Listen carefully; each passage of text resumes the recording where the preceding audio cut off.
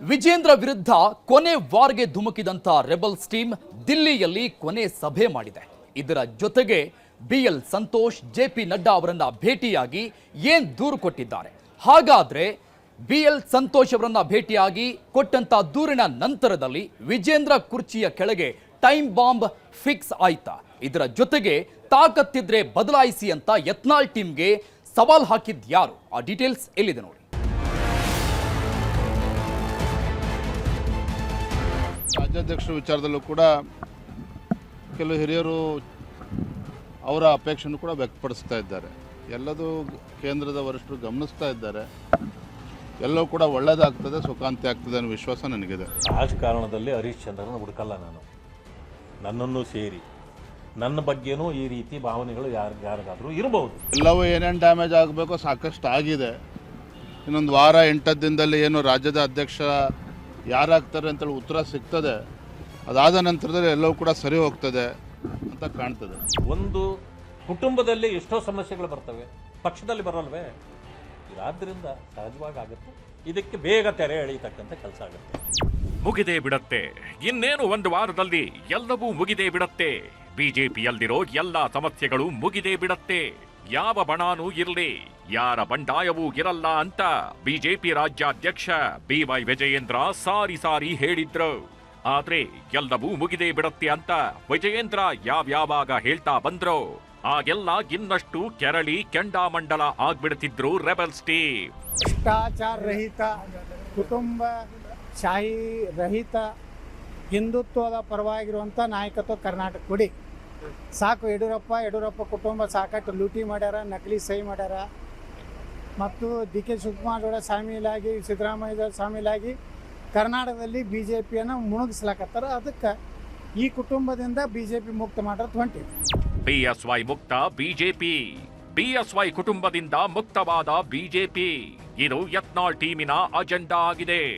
ಯಡಿಯೂರಪ್ಪ ಮತ್ತು ಅವರ ಕುಟುಂಬದವರು ಅಧಿಕಾರವನ್ನ ಬಳಸಿಕೊಂಡು ನಕಲಿ ಸಹಿ ಮಾಡಿಕೊಂಡು ಭ್ರಷ್ಟಾಚಾರದಲ್ಲಿ ಮುಳುಗೆದ್ದಿದೆ. ಅದಕ್ಕೆ ಸಾಕಷ್ಟು ಸಾಕ್ಷ್ಯಗಳೂ ಇವೆ. ಕಾಂಗ್ರೆಸ್ ಜೊತೆಗೆ ಸೇರ್ಕೊಂಡು ಬಿಜೆಪಿಯನ್ನ ಮುಗಿಸ್ತಿದ್ದಾರೆ ವಿಜಯೇಂದ್ರ ಅಂತೆಲ್ಲ ಆರೋಪಗಳ ಸುರಿಮಳೆ ಮಾಡ್ತಿರೋ ಯತ್ನಾಳ್ ಈಗ ತಮ್ಮದೇ ಟೀಮ್ ಅನ್ನ ಕಟ್ಕೊಂಡು ದಿಲ್ಲಿ ಅಂಗಳದಲ್ಲಿ ಬೀಡು ಬಿಟ್ಟಿದ್ದಾರೆ. ಆಂತರಿಕ ಪ್ರಜಾಪ್ರಭುತ್ವ ಇದೆ.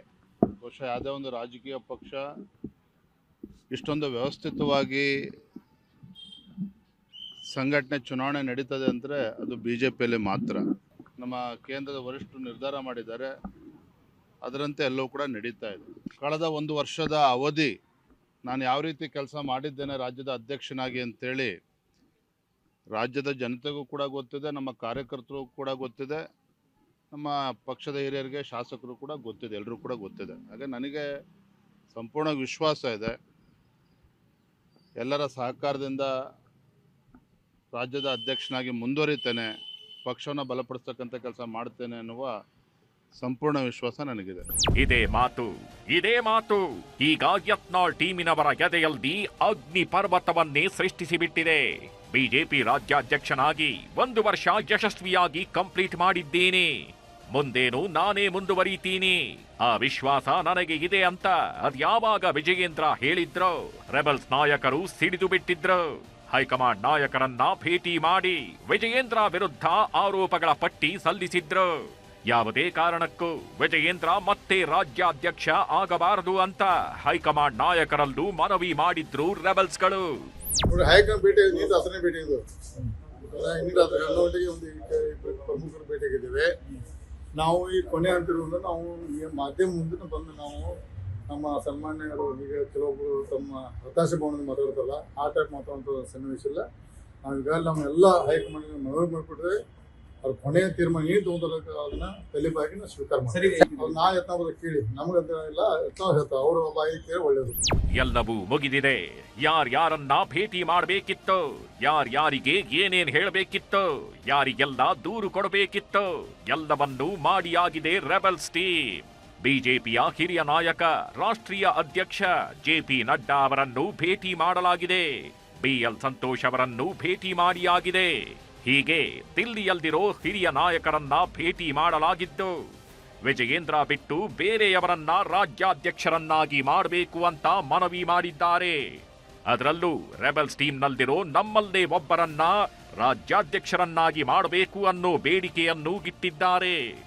ಲಿಂಗಾಯತ ನಾಯಕನಾಗಿ ನಾನು ಅಖಾಡದಲ್ಲಿದ್ದೀನಿ ಅನ್ನೋ ಮೂಲಕ ವಿಜಯೇಂದ್ರ ವಿರುದ್ಧ ಅಖಾಡಕ್ಕೆ ಇಳಿದೇ ಬಿಟ್ಟಿದ್ರು ಯತ್ನಾಳ್. ಲಿಂಗಾಯತರು ಮಾಡಬೇಕಾಗಿತ್ತಂದ್ರೆ ನಾನೇ ಸ್ಪರ್ಧೆ. ಲಿಂಗಾಯತ ಹಿಂದೂ ಕೋಟಾ ಬೇಕಂದ್ರೆ ಐ ಆಮ್ ರೆಡಿ. ಯಾರು ಬೇಕಾದವ್ರ ವಿರುದ್ಧ ರೆಡಿ.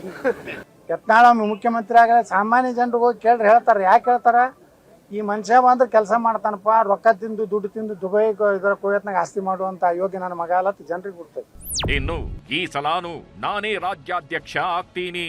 ಹೈಕಮಾಂಡ್ ನಾಯಕರು ಮತ್ತು ಬಿಜೆಪಿಯ ಬಹುತೇಕ ನಾಯಕರು ನಮ್ಮ ಪರವಾಗೇ ಇದ್ದಾರೆ ಅಂತ ಹೇಳಿದ ವಿಜಯೇಂದ್ರಗೆ ಯತ್ನಾಳ್ ಠಕ್ಕರ್ ಕೂಡ ಕೊಟ್ಟಿದ್ರು.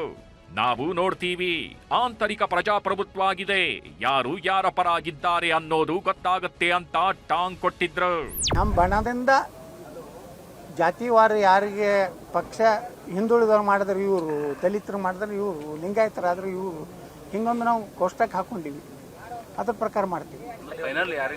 ಯಾರತ್ತ ನಾವು ನಾನೇ ತನ ಹೇಳೋದಿಲ್ಲ. ನಮ್ಮ ಜಾತಿ ಸಮೀಕರಣ ಮಾಡಿ ಎಲ್ಲ ಸಮುದಾಯದವ್ರಿಗೆ ಈಗೆಲ್ಲಪ್ಪ ನಾವು SC ಜನಾಂಗದವ್ರು ಮಾಡಬೇಕಾಗೈತೆ ಅಂದ್ರೆ ರಾಜ್ಯಾಧ್ಯಕ್ಷ ಅಂದ್ರೆ ಎಸ್ ಇವ್ರು ಮಾಡ್ತೀವಿ, ಇವ್ರು ಮಾಡ್ರಿ. ಲಿಂಗಾಯತರು ಮಾಡಬೇಕಾಗಿತ್ತಂದ್ರೆ ನಾನೇ ಸ್ಪರ್ಧೆ. ವಿಜಯೇಂದ್ರ ಜೊತೆಗೆ ಉಸ್ತುವಾರಿ ಮೇಲೂ ರೆಬೆಲ್ಸ್ ಟೀಮ್ ದೂರು. ಎಸ್, ಯತ್ನಾಳ್ ಟೀಮು ಬರೀ ವಿಜಯೇಂದ್ರ ವಿರುದ್ಧ ಮಾತ್ರ ದೂರು ಕೊಟ್ಟಿಲ್ಲ, ಬದಲಿಗೆ ರಾಜ್ಯ ಬಿಜೆಪಿ ಉಸ್ತುವಾರಿಯಾಗಿರೋ ರಾಧಾ ಮೋಹನ್ ದಾಸ್ ಅಗರ್ವಾಲ್ ವಿರುದ್ಧವೂ ದೂರು ನೀಡಿದೆ. ಶ್ರೀರಾಮುಲು ರೆಬೆಲ್ ಆಗಿದ್ದು, ಸುಧಾಕರ್ ಕೂಡ ಅಸಮಾಧಾನಗೊಂಡಿದ್ದು ಎಲ್ಲವನ್ನೂ ಉಲ್ಲೇಖಿಸಿ ರಾಜ್ಯಾಧ್ಯಕ್ಷ ಮತ್ತು ಉಸ್ತುವಾರಿ ಇಬ್ಬರು ಅಸಮರ್ಥರು ಅಂತ ಹೈಕಮಾಂಡ್ ನಾಯಕರಿಗೆ ಕಂಪ್ಲೇಂಟ್ ಮಾಡಿದ್ದಾರೆ ರೆಬಲ್ಸ್ ನಾಯಕರು. ಪಾರ್ಟಿ ನಾಯಕರೆಲ್ಲರೂ ಕೂಡ ಇವತ್ತು ಡೆಲ್ಲಿಗೆ ಹೋಗಿದ್ದಾರೆ. ಡೆಲ್ಲಿಗೆ ಹೋದಂಥ ಟೈಮಲ್ಲಿ ಅವ್ರ ಅನಿಸಿಕೆಗಳು ಏನೇನಿದಾವೆ ಅವರೆಲ್ಲ ಕೂಡ ಹೇಳ್ಕೊಂಡಂಥ ಕೆಲಸ ಮಾಡ್ತಾರೆ. ನಂದೇನಂದ್ರಿಗಿನ ರಾಷ್ಟ್ರೀಯ ನಾಯಕರು ಏನಿದ್ರೆ ಕೂಡ ಈ ಮುಗುದಾಣ ಯಾರ ಕೈಯಲ್ಲಿ ಇರುತ್ತೆ ಅಂದ್ರಿಗಿನ ಅದು ರಾಷ್ಟ್ರೀಯ ನಾಯಕರ ಜೊತೆಲೇ ಇರ್ತದೆ. ಇಷ್ಟು ದಿನಗಳ ಕಾಲ ರಾಮ್ಲೂರು ಸುಮ್ಮನಿದ್ರು ಅಂತ ಹೇಳ್ತಿದ್ರಲ್ಲ, ಇನ್ನು ಮುಂದೆ ಸುಮ್ಮನೆ ಇರೋದೇನಿಲ್ಲ. ಇವತ್ತು ಇನ್ನು ಮುಂದೆ ನಾವಿದ್ರು ನಾವು ಕೂಡ ಮಾತಾಡೋದೆ, ಏನಿದ್ರೆ ಅದು ಮಾತಾಡೋದು, ಯಾರದೇ ಮುಲಾಜೇನಿಲ್ಲ. ರಾಮ್ಲೂರು ಯಾವತ್ತು ಕೂಡ ಪಾರ್ಟಿ ಬಿಟ್ಟೋಗಲ್ಲ ಅನ್ನೋದು ಇಡೀ ರಾಜ್ಯದ ಜನರಿಗೆ ಗೊತ್ತಿದೆ. ಇವತ್ತು ಕ್ರೆಡಿಬಿಲಿಟಿ ಇರೋ ಕಾರಣ, ಒಳ್ಳೆ ವ್ಯಕ್ತಿ ಆಗಿರೋ ಕಾರಣ ಕರೆದಿರ್ಬೋದೇನೋ. ಹೋಗೋಂಥದ್ದು ನನ್ನ ಮನಸ್ಥಿತಿ ಅಲ್ಲ. ನಾನು ಹೋಗ್ಬೇಕಂದ್ರೆ ನಾನು ತಡೆಯೋಕ್ಕಾಗುತ್ತೇನ್ರಿ? ನಾನು ಏನು ಜೈಲಲ್ಲೆಲ್ಲ ಇಡೋಕ್ಕಾಗುತ್ತೇನ್ರಿ? ಯಾರು ಇಡೋಕ್ಕಾಗಲ್ರಿ. ಈಗಿನ ಕಾಲದಲ್ಲಿ ಯಾರು ಮಾತು ಕೇಳಲ್ಲ. ನನ್ನ ಮನಸ್ಥಿತಿಯನ್ನು ಭಾರತೀಯ ಜನತಾ ಪಾರ್ಟಿ. ಯುದ್ಧ ಶುರುವಾಗಿದೆ. ಇನ್ನು ಮುಂದೆ ಯಾರಿಗೂ ಬಗ್ಗೋದಿಲ್ಲ, ಜಗ್ಗೋದಿಲ್ಲ ಅಂತಿರೋ ರೆಬೆಲ್ಸ್ ಟೀಮಿನ ನಾಯಕರು ಶ್ರೀರಾಮುಲು ಮತ್ತು ಸುಧಾಕರ್ ಮುನಿಸನ್ನು ಹೈಕಮಾಂಡ್ ಗಮನಕ್ಕೆ ತಂದು ಆ ಮೂಲಕ ವಿಜಯೇಂದ್ರಗೆ ಸಂಕಷ್ಟ ತಂದೊಡ್ಡುವ ಪ್ರಯತ್ನ ಮಾಡಿದ್ದಾರೆ.